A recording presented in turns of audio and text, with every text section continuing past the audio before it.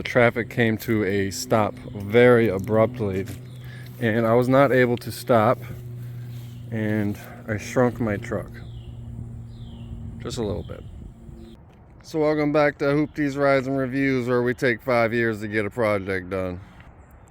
In this video, we're going to go back in time just a little bit to when I first started taking this truck apart, trying to figure out why it's broken down, why it got parked and abandoned a long time ago at a customer's house, and why I ended up with it so cheap. So stick around.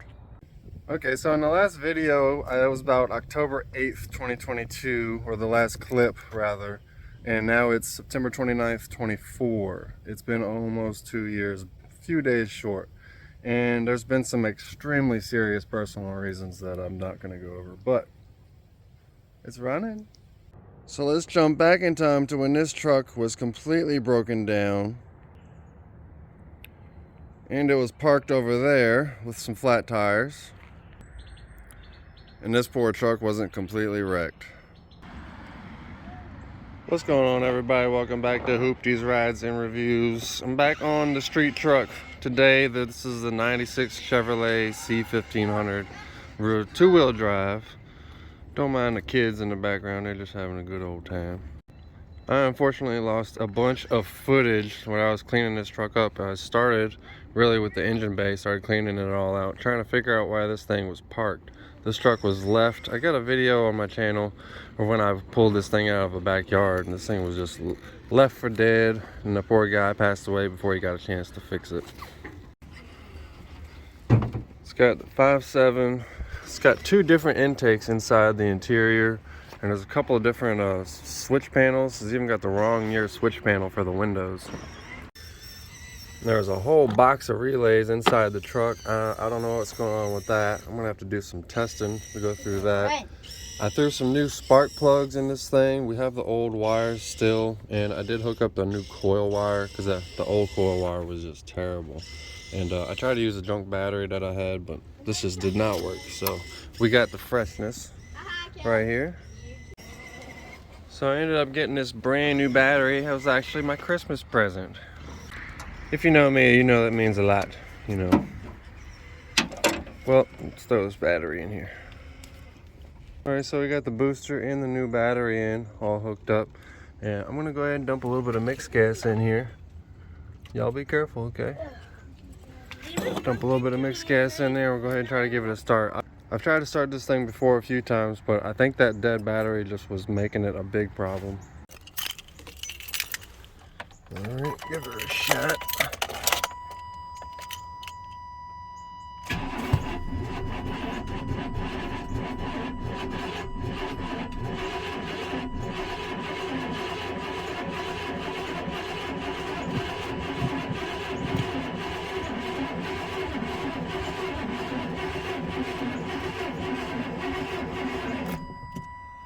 Alright, so we're still sitting over 12 volts. Still having that little bit of issue where it doesn't want to crank smoothly. It's kind of hanging up, but it actually started to clear up there at the end. I'm going to dump a little bit more of this mix in there, and maybe that's lubricating the cylinders. This thing's been sitting a long time. Probably completely flooded it, but you know.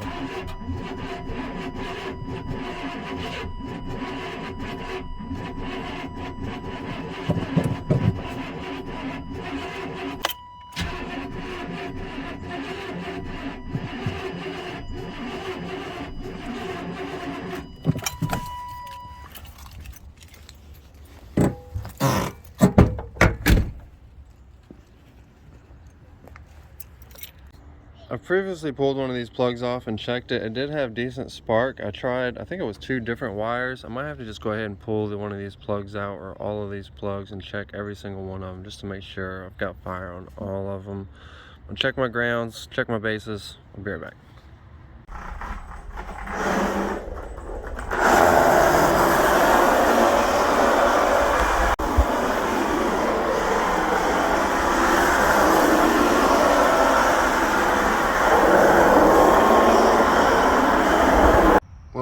Snatched the fuel tank out of this thing, and I really should have looked at it a little bit more. There's a janky ground connector with the wiring harness, and I looked over here and the fuel filter it's just sitting there. What are you doing over there? You just gonna hang out? So I got the tank out, and this is really the only bad spot from what I could see. I just need to take this little thing off, clean it off, little protector. And this is what I was talking about, this little colorful wiring setup they got here. So it goes from black to red, back to black. I guess they must have accidentally cut the wire or something like that. So I'm not sure. That might be part of the problem, but I'm willing to bet that pump's bad. They always go bad on these trucks. Alright, so here's where we're at. It's been maybe a year now I've been messing with this fuel system. Not because of the truck, but because I'm broke. I can't afford all this stuff sometimes, you know. But anyway, I bought a brand new fuel pump and everything, and I really wanted to get this thing back together. I was about to just throw it in here, and if you can't tell, this thing is just, it's dark in there, but it's just destroyed. I tried everything from evapor rust, vinegar, soapy water, power washer, rocks. I did it all to try to save this tank. Well, actually no, I didn't do the rocks. I didn't make it to the rocks because inside of there the baffle is all loose. You can kind of hear it moving around in there.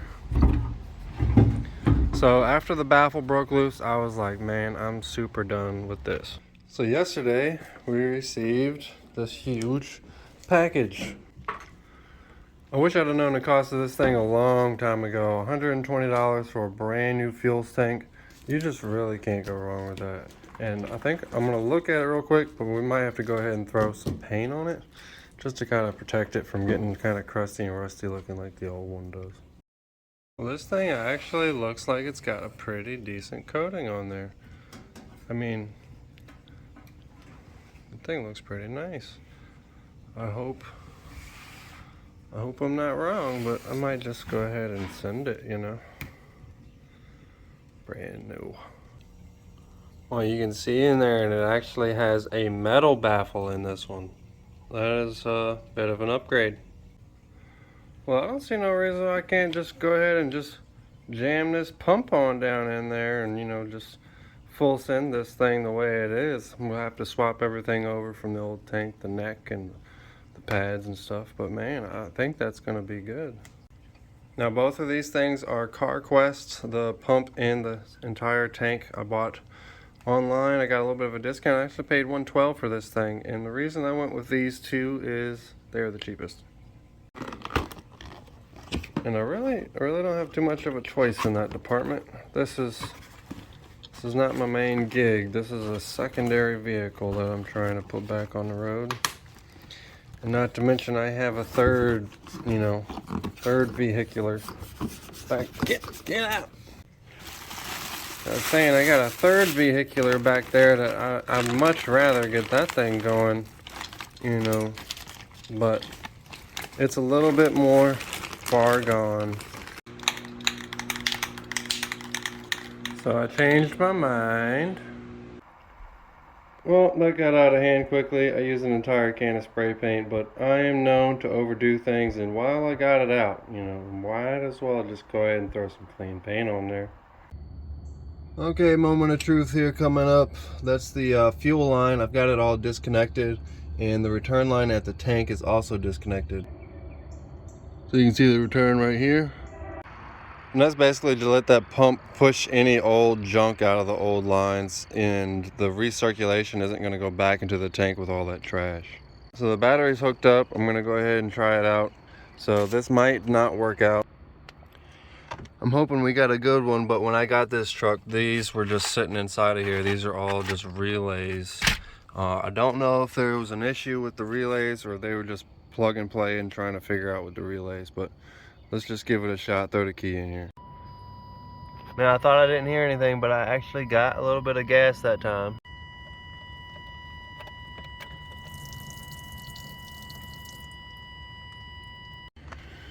All right, so now that that's confirmed, we're gonna go ahead.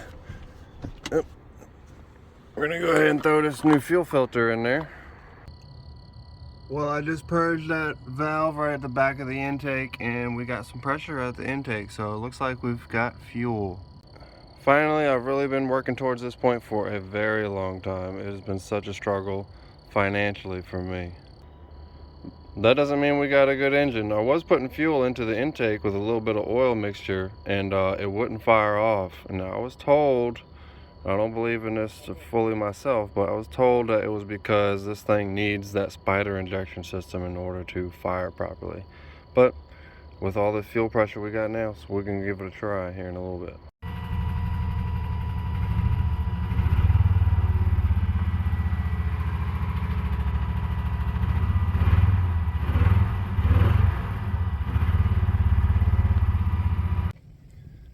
Okay, so in the last video, it was about October 8th, 2022, or the last clip rather, and now it's September 29th, 24. It's been almost 2 years, a few days short, and there's been some extremely serious personal reasons that I'm not going to go over, but it's running.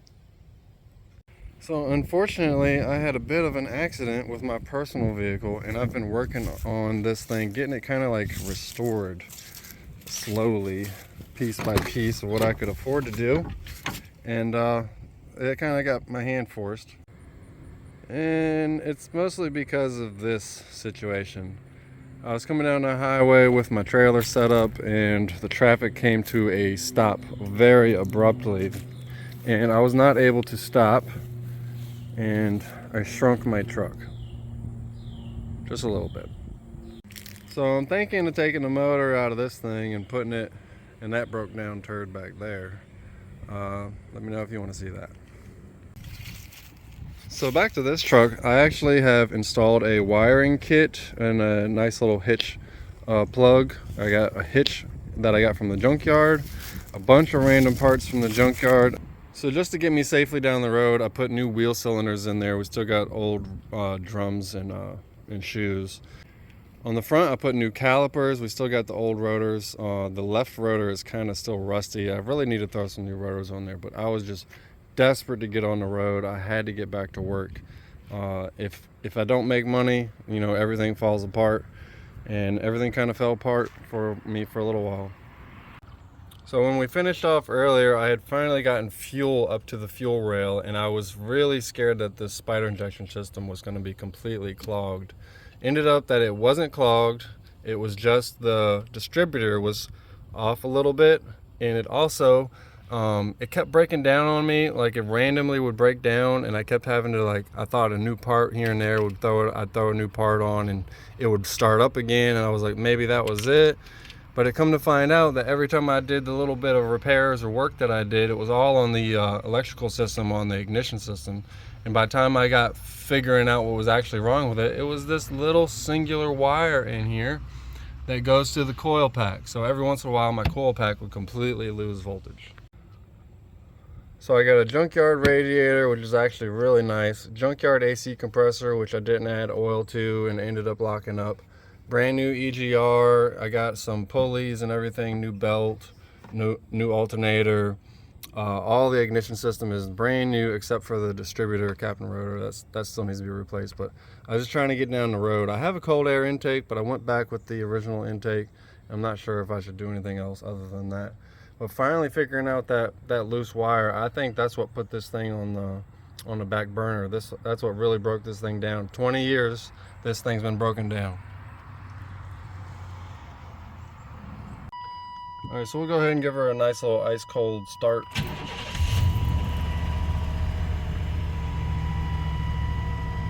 Except for the fact that it's like 90 degrees outside, but.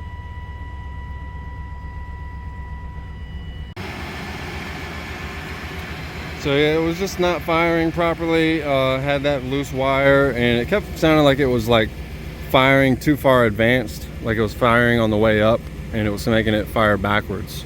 So I ended up getting it all straight now, and it runs really, really good. Good strong motor in there. Right at 223,000 miles and everything. I'm already ready for a tire rotation because I've been pulling this trailer back here with it, and it's finally been getting reliable, more and more reliable. And I think now that I got that wire figured out, we can actually depend on this thing. And just to finish this out, I did power wash this thing, but we're gonna take this cap off because there is some goop stuck in between there on the glass, and I cannot see out the back window, and you can kind of see some of the stuff on the side. I really want to wash it a lot better, do a better job washing it, and maybe actually scrub it this time.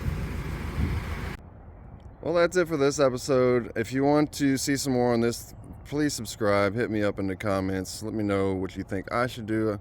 The next video is going to be a little bit of a visual upgrade. I've bought some new parts. I'm thinking about taking off that front little bug guard, the side trim. I'm not sure. I'm thinking about maybe just leaving the wheel trim and maybe giving a little bit of a paint clean up and everything. Clean off this back windshield, take the cap off, and really make this thing look a whole lot better. Well, till next time, guys, deuces. And I shrunk my truck just a little bit.